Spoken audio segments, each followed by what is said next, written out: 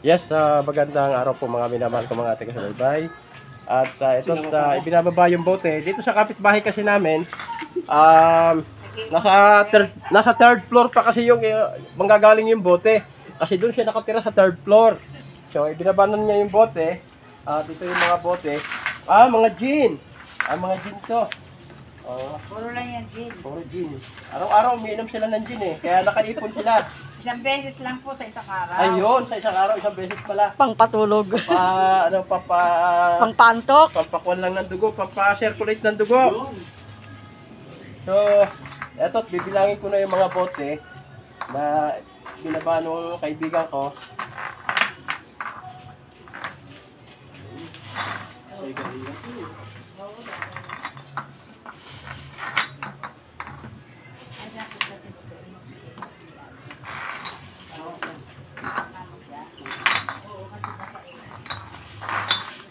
Tanggalin ko yung ano. Andyan nga eh. Sabi ko, ipako. Kaya lang hindi po na dapat. Meron ka ng pako? Wala eh, kasi ginamit na eh. Sipin ko na ang mag-ano kasi nga. May ewan ko lang kung magdala yun ng comfort meal. Pekboy. Eh, sabi niya, mamaya pupunta siya dito eh. May pasok kasi yun, baka mamaya alas 4 paglabas.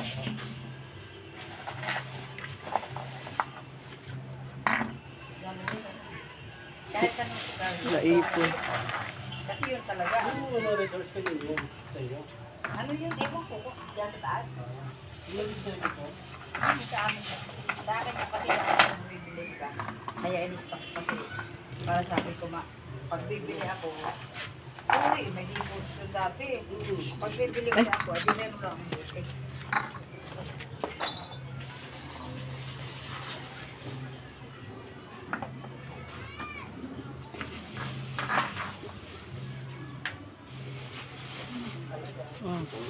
Hindi lang nga.